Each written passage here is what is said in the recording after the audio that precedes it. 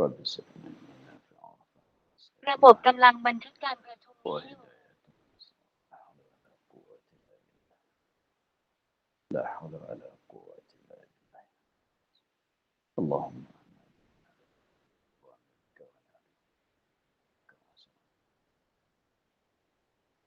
ونعم الملائكة المقربين وخرجنا من ظلمات الوحي وافتح علينا أبواب رحمتك وعلينا أسرار رحمتك يا رب اشرح لنا صدرنا لساننا قال الشيخ المسلم تعالى نفعنا بهم في الدارين sekian.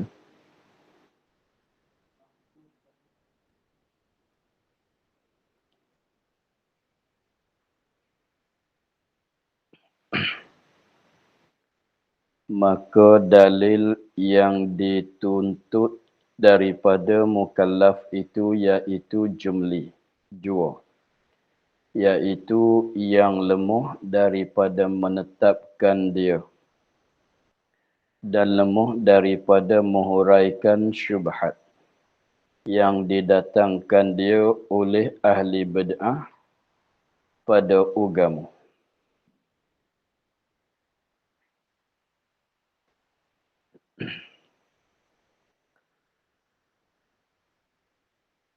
Maka dalil yang dituntut daripada mukallaf.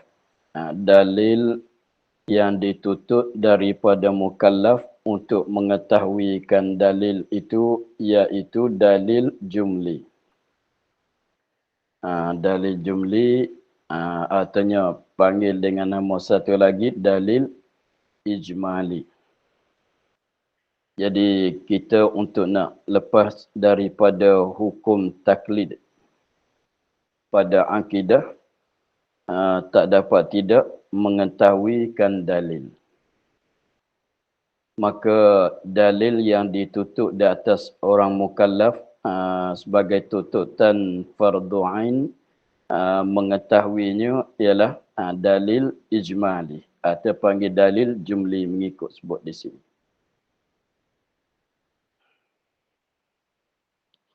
Apa dia dalil ijmali? Iaitu yang lemah daripada menetapkan dia.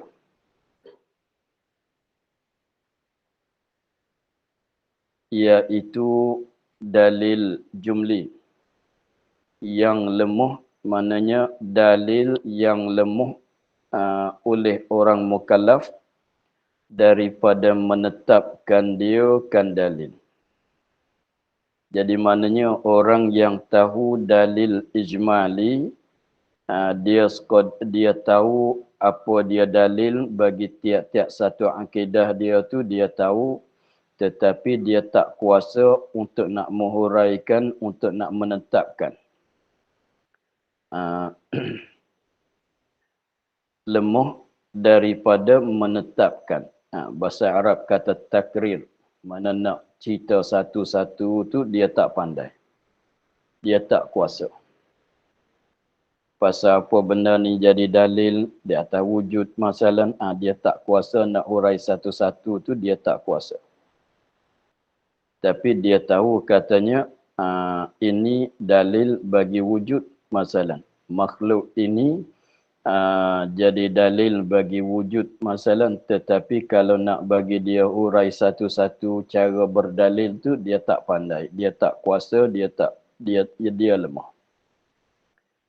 Dan lemah daripada menghuraikan syubhat yang didatangkan dia kan syubhat oleh ahli bid'ah pada agama.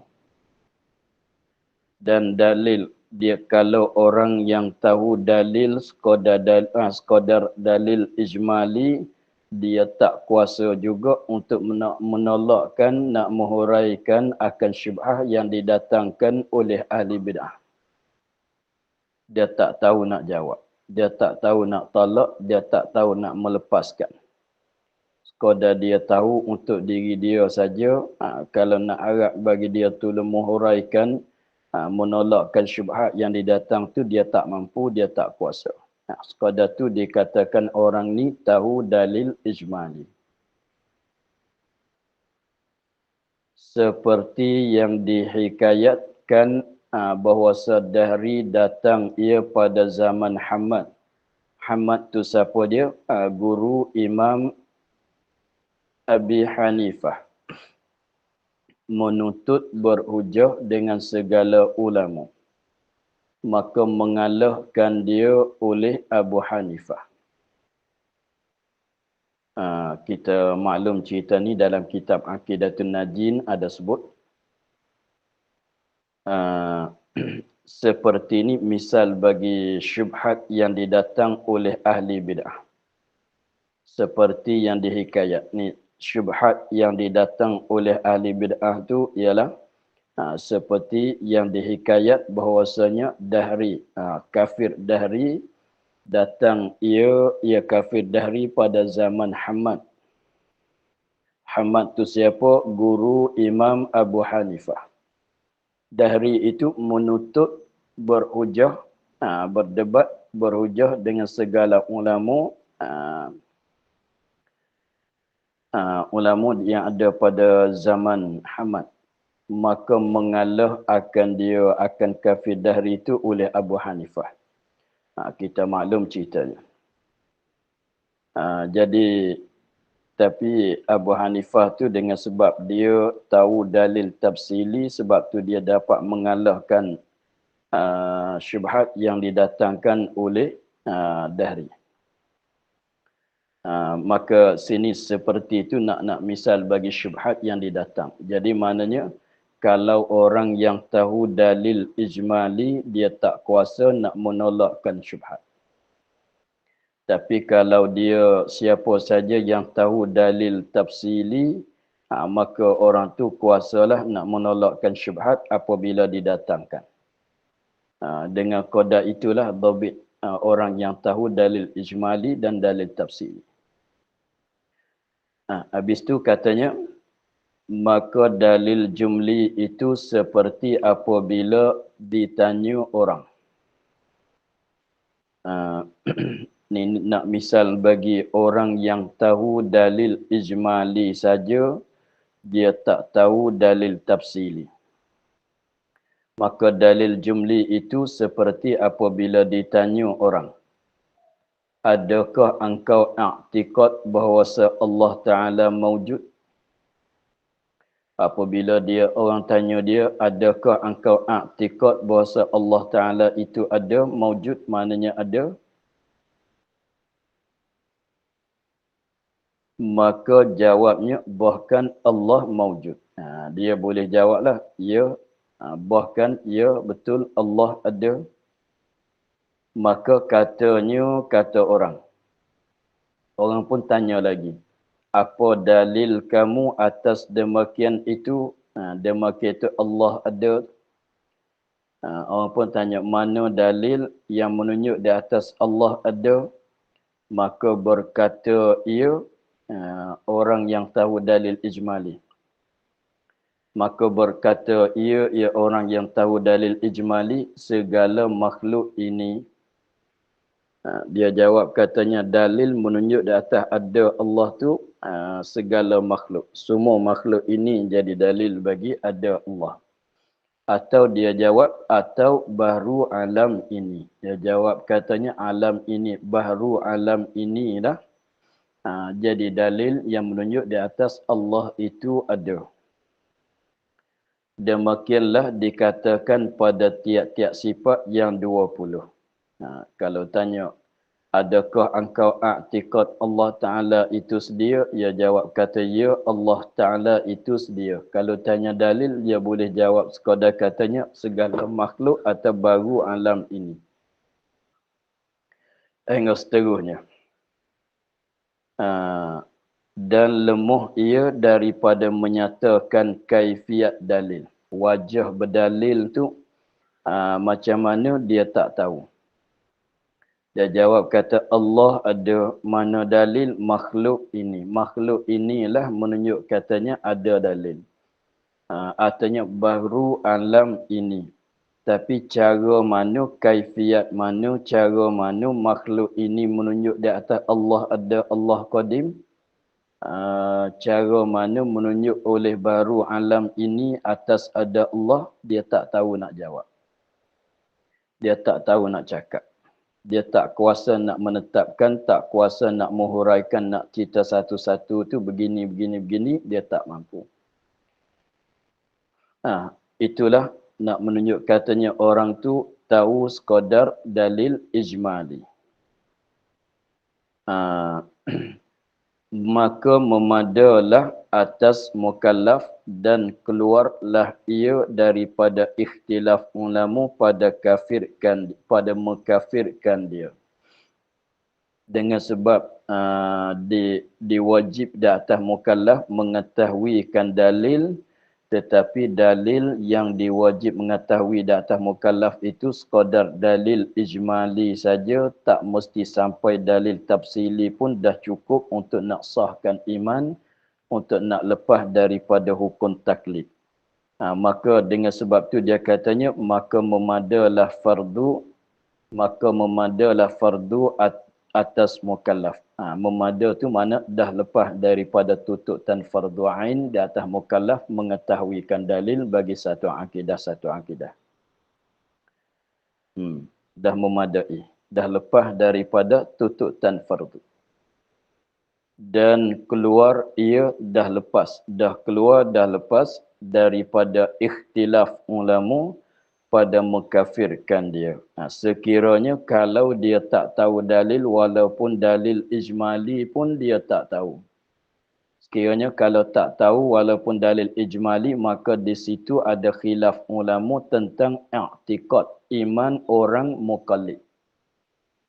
Sebab kalau i'tiqad dengan tak tahu dalil jadi orang muqallid, maka orang muqallid tu khilaf ulama, ada setengah katanya iman dia sah, setengah katanya iman tidak sah. Tetapi kalau sah tu iman dia tu kaum muktamad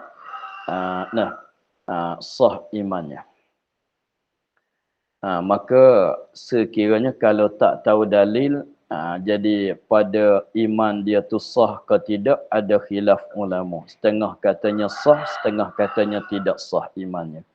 Tetapi apabila dia dah tahu dalil, walaupun dalil yang dia tahu tu dalil ijmali sekalipun, dah lepas daripada khilaf ulama, jadi maknanya semua ulama sepakat di atas bahawasanya iman dianya dah sahih. Dah sah. Lepaslah daripada khilaf ulama pada hukum di atas dia, kata orang ni orang yang tidak sah iman. Jadi kafir, masih dalam hukum kufur lagi. Itu saja masalah dalil ijmali yang wajib kita mengetahui.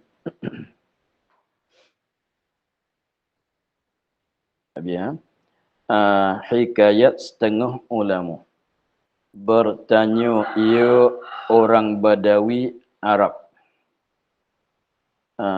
Hikayat ini ceritaan daripada setengah ulama. Bertanya ia setengah ulama. Tanya siapa? Tanya orang Badawi Arab. Kenapa ambil misal orang Badawi Arab? Dia biasanya orang Arab yang Badawi itu yang duduk kat bukit-bukit, yang duduk kat kampung-kampung, jarang nak belajar. Dia katanya, dengan apa dalil kamu ketahui akan Tuhan kamu? Jadi setengah ulama dia tanya kepada orang Badawi, dengan apa dalil kamu, dengan apa dalil, dengan mana dalil? Dengan apa dalil, dengan dalil mana? Dengan mana dalil kamu ketahui akan Tuhan kamu? Yani kamu ketahui, kamu kenalkan Tuhan kamu dengan mana dalil? Kamu kenalkan Tuhan kamu dengan mana dalil? Maka jawab orang Badawi dengan lebah ibu madu. Dia jawab katanya, saya boleh kenal ada Tuhan itu, kenalkan Tuhan itu dengan lebah. Lebah tu apa dia? Ibu madu. Lebah tu apa dia? Ibu madu. maka adalah pada satu pihak madu dan pada satu pihak yang lain racun. Macam mana lebah tu jadi dalil di atas boleh mengenalkan Tuhan. Dia katanya dia perhati kepada lebah, terdapat bahawasanya sebelah badan bagi lebah tu ada madu dan sebelah lagi ada racun. Itu menunjuk di atas ada Allah dan menunjuk di atas Allah kuasa. Boleh menghimpunkan penawar dan racun di satu benda. Sekadar itu ya. Dan ditanya akan seorang lain pula. Tanya orang lain pula. Dengan apa dalil kamu kenal Tuhan kamu? Katanya, kata seorang lain pula, dengan binasa barang yang kami cita suatu kerjaan yang kami hendak kerjakan dia, maka tiada dapat. Dia jawab katanya, boleh kenal Allah ada, Allah yang meretahkan dia tu, dia katanya dengan binasa barang yang kami cita. Benda yang dia cita-cita tu binasa. Suatu pekerjaan yang kami hendak kerjakan dia, maka tiada dapat. Suatu perkara yang dia nak buat, tapi tak berjaya. Tetapi tak dapat. Itu menunjuk katanya ada yang lain daripada dia merintahkan. Ada Tuhan merintah. Sebab banyak pekerjaan yang dia cita-cita tak dapat. Dah usaha tapi tak dapat, tak berjaya. Itu dalil dia. Dan ditanyakan orang ahli tasawuf atas keesaan Allah. Jadi orang tanya kepada ahli tasawuf mana dalil menunjuk di atas Allah Tuhan yang satu. Maka jawabnya, terkaya kami pagi-pagi daripada pelita lampu. Pelita tu lampu. Terkaya kami, mana tak berhajat. Terkaya kami, maknanya tak berhajat, tak perlu kami pagi-pagi, ini pada waktu pagi. Pagi, ini pada waktu pagi, terkaya tak berhajat daripada pelita. Itu menunjuk di atas Allah satu saja yang merentahkan alam ini. Apabila masuk waktu pagi, memanglah dunia tu jadi cerah.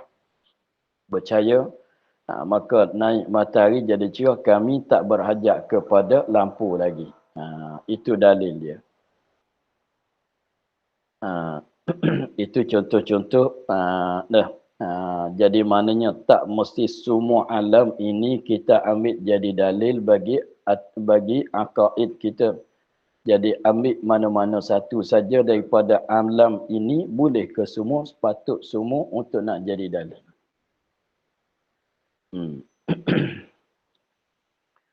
Dan wajib atas tiap-tiap mukallaf mengetahui dan i'tiqad. Kita dah habis di situ, masalah dalil-dalil tu dah habis. Di sini sekarang nak masuk kepada huraian sifat-sifat yang wajib bagi Allah Ta'ala pula, dan perkara yang mustahil dan perkara yang harus. Pasal huraian dalil tu dah habis. Katanya, dan wajib atas tiap-tiap mukallaf. Wajib apa? Mengetahui, wajib tahu, wajib mengetahui. Bukan sekadar tahu, dan i'tiqad. Kena tahu, kena i'tiqad. Akan sebagai i'tiqad yang putus. Kena i'tiqad sebagai i'tiqad yang putus, tidak syak lagi, tidak zon lagi. Mesti kena putus kejap kemas. atas jalan ijmal, yakni dengan secara ijmal. Wajib tahu dengan secara ijmal, wajib mengiktikad dengan secara ijmal. Atas jalan ijmal. Kembali kepada mengetahui dan iktikad. Jadi maknanya mengetahui atas jalan ijmal secara ijmal. Tahu dengan secara ijmal. Dan i'tikad atas jalan ijmal, i'tikad dengan secara ijmal. Wajib mengetahui dan i'tikad tu wajib tahu apa benda. Wajib i'tikad apa benda. Bahawasa mengetahui dan i'tikad bahawasa yakni akan bahawasanya bahawasanya ni akan bahawasanya maf'ulun bih bagi mengetahui dan i'tikad. Mengetahui dan i'tikad akan bahawasanya akan bahawasanya wajib bagi zat Tuhan kita Jalla wa Azza. Kena tahu begini, kena i'tikad begini atas jalan ijmal. Kena tahu begini, kena i'tikad begini. Bahawasanya wajib bagi zat Tuhan kita Jalla wa Azza. Wajib apa dia? Wajib pada akal. Wajib bersifat dengan segala sifat kamalat. Jadi maknanya kita orang mukallaf, syarak mewajib akan kita. Kita orang mukallaf, tak kira lelaki atau perempuan, syarak Allah Ta'ala mewajib atas kita orang mukallaf mengetahui dan i'tikad, mengetahui serta i'tikad bahwasanya segala sifat kamalat itu adalah wajib bagi zat Allah. Nah, segala sifat kamalat, sifat-sifat kesempurnaan itu adalah wajib bagi zat Allah. Tu kita kena i'tikad begitu, kita kena ambil tahunya begitu. Dengan secara ijmal. Segala sifat, semua sifat-sifat kamalat. Semua sifat-sifat kamalat tu adalah wajib bagi zat Tuhan kita Jalla wa Azza. Kena i'tikad begitu, kena pegang jadi kemas, kejapnya begitu. Segala sifat kamalat adalah wajib bagi Allah. Kemudian sifat kamalat tu ada berapa banyak? Sifat kamalat yang kata wajib bagi zat Allah Ta'ala itu ada berapa banyak? Jawabnya, yang sifat kamalat yang tiada terhingga banyak. Jadi banyak dia ni kita tak dapat nak hinggakan. Sifat kamalat tu banyak. Sifat kamalat yang tiada terhingga banyak. Maknanya sifat kamalat Allah Ta'ala itu sangat banyak.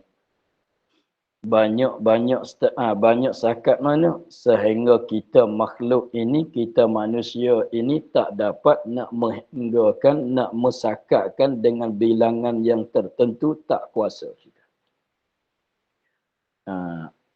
Maknanya tiada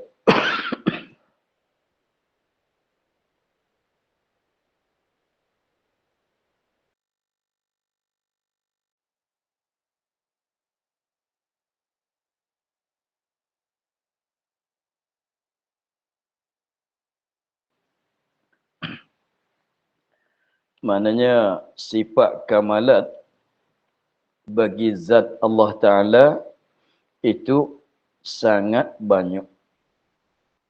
Banyak sehingga kita manusia tak habis nak bilang.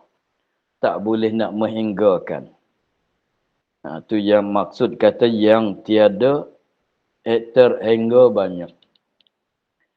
Tiada terhingga banyak ni nisbah bagi kita makhluk. Nisbah bagi kita manusia. Kita tak tahu berapa banyak, tapi banyak-banyak sangat. Tak habis nak bilang, tak kuasa kita nak menghinggakan. Kalau kata ada 1 juta, 2 juta, 100 juta, 200 juta, beribu juta, itu kita boleh bilang lagi. Yang kita bilang-bilang sekarang tu, itu maknanya dalam kita kuasa nak bilang lagi. 10,000 juta, itu boleh kata lagi. Boleh tahu lagi bilangan. Macam orang kaya tu dia duit banyak. 10,000 juta. Masalah itu boleh bilang lagi. Boleh hinggakan lagi. Maknanya lebih banyak pada tu lagi. Sehingga kita makhluk ini tak kuasa nak menghinggakan. Jadi tak kuasa nak menghinggakan dengan sebab terlalu banyak. Tak kuasa nak menghingga nisbah bagi kita makhluk. Boleh jawab sekadar kata banyak sangat. Sebanyak mana boleh menentukan bilangan, tak kuasa. Ini kita makhluk. Adapun nisbah bagi Allah Ta'ala, dia mengetahui. Adapun nisbah bagi Allah Ta'ala, dia mengetahui bahawasanya sifat kamalat dia tu ada beberapa banyak, dia tahu. Kalau sebab mustahil Allah Ta'ala tak tahu. Tak tahu, jadi jahil lah pula. Sebab Allah Ta'ala tahu dengan segala perkara. Allah Ta'ala tahu dengan segala perkara, mustahil, jahil, tak tahu tu mustahil. Maka kalau tanya sifat kamalat bagi zat Allah Ta'ala, Allah sendiri tahu ke tidak berapa banyak, nisbah bagi dia tu dia tahu. Sebab mustahil dia tak tahu sifat kamalat yang ada pada zat dia sendiri. Katanya tak boleh nak hingga ni, kita. Adapun nisbah bagi Allah Ta'ala sendiri, dia dapat menghinggakan.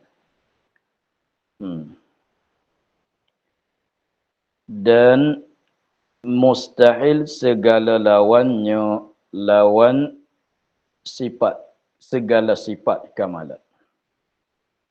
Jadi ini pun kita kena iktikad begitu juga, kita kena tahu begini juga. Kena tahu katanya segala lawan bagi sifat kamalat adalah mustahil. Segala sifat yang jadi lawanan bagi sifat kamalat adalah mustahil. Kena tahu begitu, kena iktikad begitu. Apa dia segala lawan? Iaitu segala sifat kekurangan. Sifat kekurangan yang mustahil ini tiada terhingga pula.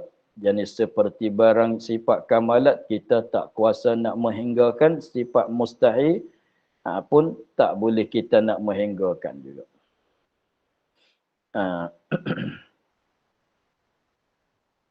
Jadi sifat kamalat wajib. Sifat kekurangan adalah mustahil. Ada berapa banyak? Banyak sangat, tak boleh kita nak menghinggakan. Kita atas jalan ijmal kena tahu begitu. Kena i'tikadnya begitu. Kita kena tahu begitu, kena i'tikadnya begitu. Atas jalan ijmal. Melainkan 20 daripada yang wajib dan 20 daripada yang mustahil, lawan yang wajib. Malaikat 20 20 yang wajib daripada yang wajib, dikarenakan yang wajib tu ialah segala sifat kamalat. Malaikat 20 daripada yang wajib, yakni daripada segala sifat kamalat yang wajib, dan 20 daripada yang mustahil. Mana 20 sifat yang kekurangan daripada sifat yang mustahil. Maka wajib diketahuikan dia dengan tafsil satu serta dalil satu-satu serta dengan dalilnya, dalil satu-satu.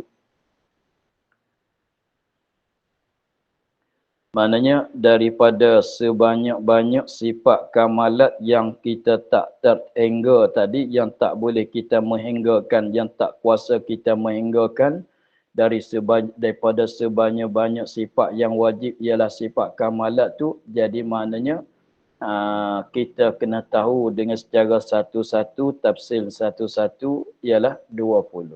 Setengah kata 20, setengah katanya 13. Dan mustahil daripada sebanyak-banyak perkara mustahil atas Allah, wajib juga kita kena tahu dengan secara tafsir. Boleh sebut satu-satu, kena kenal satu-satu, kena tahu dalil satu-satu. Kena i'tiqad satu-satu, wujud, qidam, baqa' hingga seterusnya. Jadi maknanya jadi maknanya yang bersangkutan dengan zat Allah Ta'ala, wajib kita i'tiqad dengan secara ijmal, ada juganya kita wajib kita i'tiqad dengan secara tafsil. Jadi dengan secara ijmalnya kita wajib kita i'tiqad bahwasanya segala sifat kamalat adalah wajib bagi Allah. Dan segala sifat kekurangan tu adalah mustahil atas Allah. Itu dengan secara ijmal. Adapun dengan secara tafsil, wujud wajib bagi Allah, lawannya mustahil. Idam wajib bagi Allah, lawannya mustahil. Katalah hingga seterusnya. Sekali lagi, jadi mana yang ijmal kita kena i'tiqad begini, segala sifat kamalat wajib bagi Allah, lawan bagi sifat kamalat ialah sifat kekurangan, mustahil atas Allah. Begitu kita kena i'tiqad. Itu atas jalan ijmal. Segala sifat kamalat wajib bagi Allah, lawannya iaitu segala sifat kekurangan mustahil atas Allah. Ijmal. Tafsil pula, wujud wajib bagi Allah, lawannya mustahil. Habis itu dalil.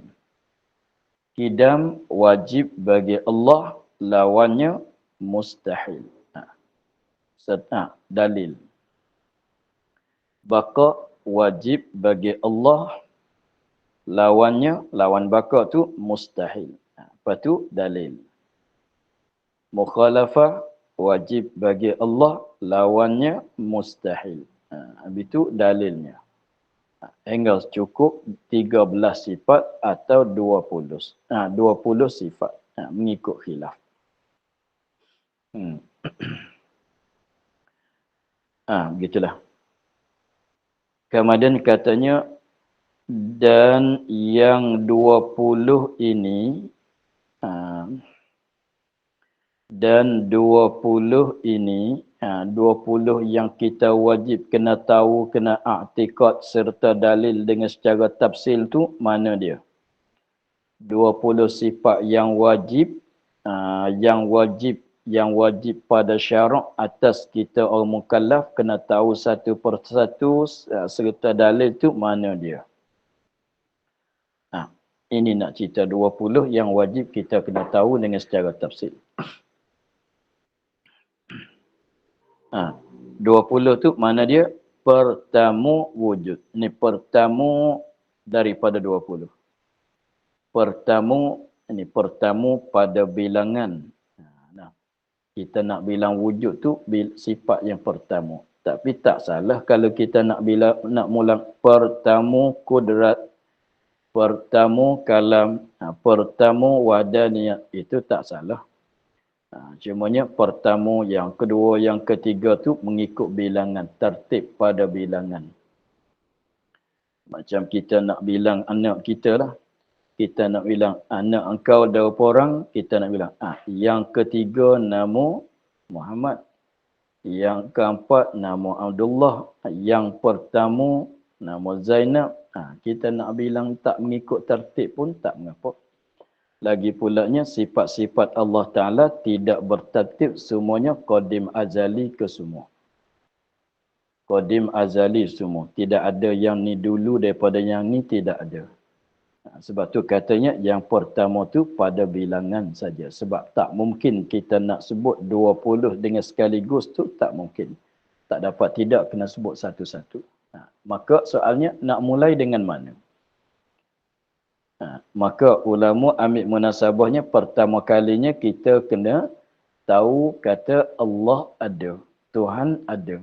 Lalu tu paling munasabahnya sebut sifat wujud yang pertama. Tilik kepada yang munasabah.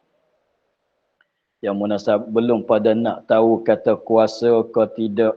Belum pada nak tahu kata Allah kuasa, Allah amat mengetahui. Lebih baik kita tahu Allah ada dulu. Dan sebab tu disebutkan sifat wujud, sifat yang pertama.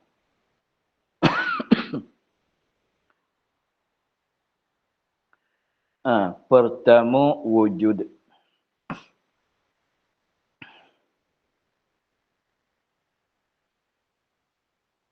Artinya ada. Wujud artinya ada. Maksudnya ada zat Allah Ta'ala. Ada apa? Ada zat Allah Ta'ala. Ada zat Tuhan. Tuhan tu ada. Zat dia tu ada.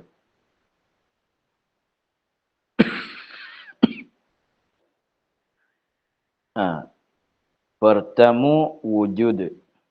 Artinya ada. Ada zat Tuhan. Lawannya mustahil. Lawannya tiada, tak ada. Iaitu lawan. Artinya tiada. Iaitu lawan. Lawannya. Lawan wujud. Artinya tiada tu yang mustahil. Tak ada Tuhan tu adalah perkara yang mustahil.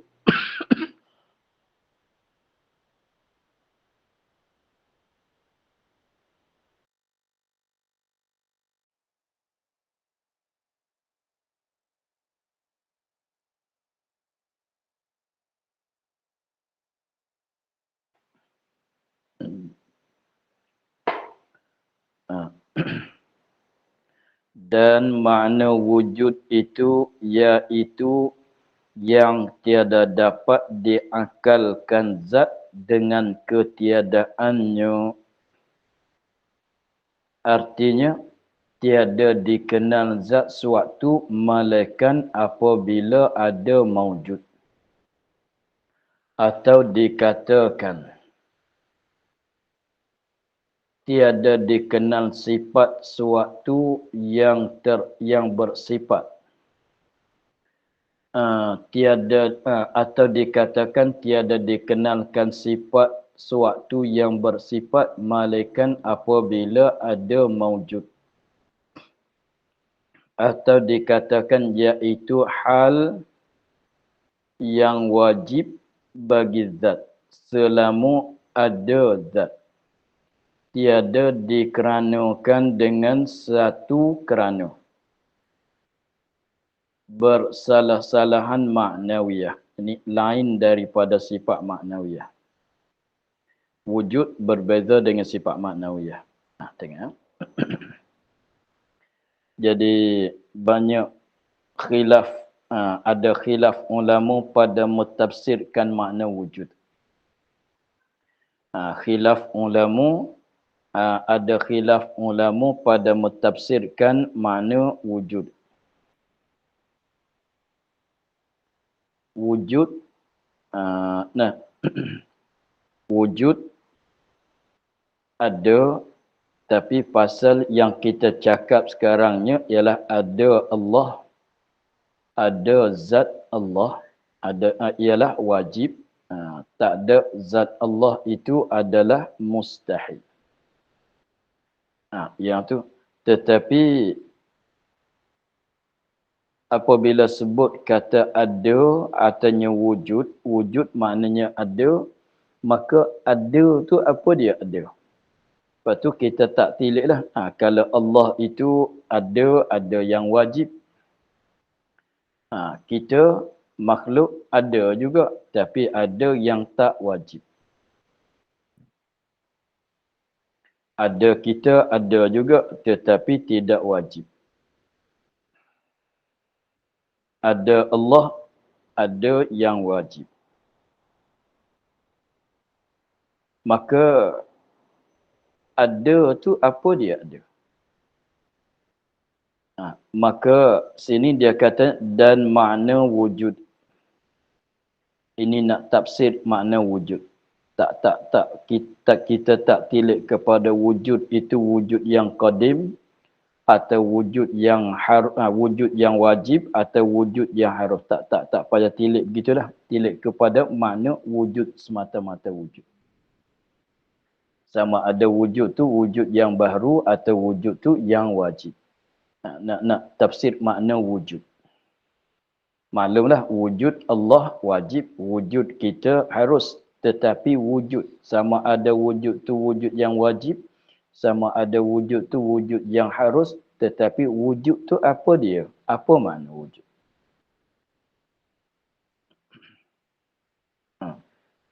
Pada mentafsirkan makna wujud, tak kira kata wujud tu wujud yang wajib ke, wujud itu wujud yang harus, kita tak mendalami sampai situlah.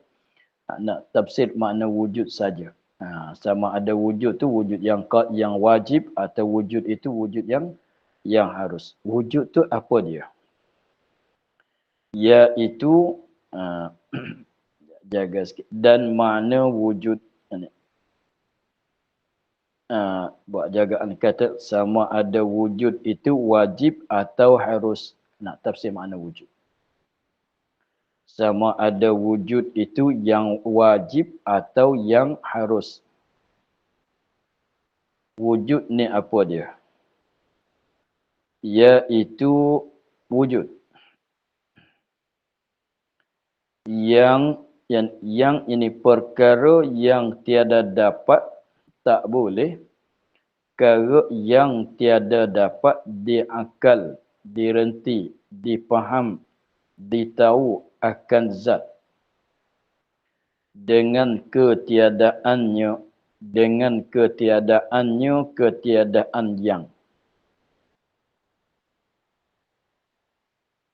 yang tiada.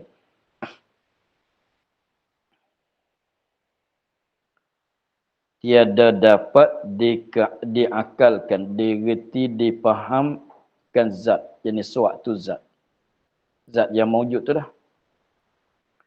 Dengan ketiadaannya ketiadaan wujud. Susah nak faham tu. Tengok dia tafsir,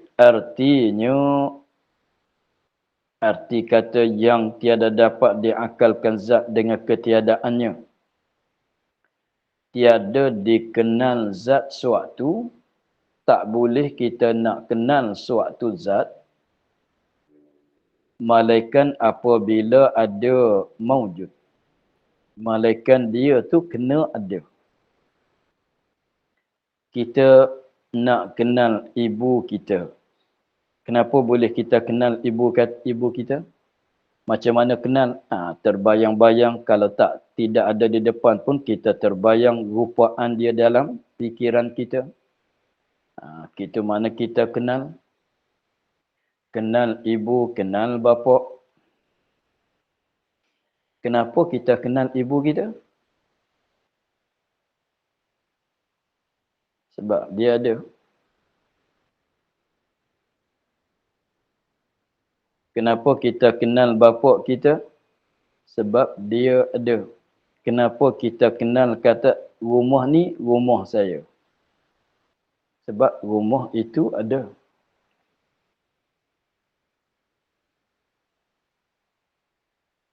Kenapa kita kata yang mencerahkan bumi di pagi ini ialah matahari? Kita kata yang mencerahkan, yang mencahayakan akan dunia ini pada pagi ini ialah matahari. Kenapa kita kenal kata itu panggilnya matahari yang naik ke langit? Sebab benda dia tu ada. Jadi maknanya kita nak terbayang, kita nak kenalkan suatu benda, nak kenal tak kenal suatu benda, nak nampak ke tak nampak dalam fikiran kita dengan suatu benda, tak lain tak bukan dengan sebab benda itu ada. Ha.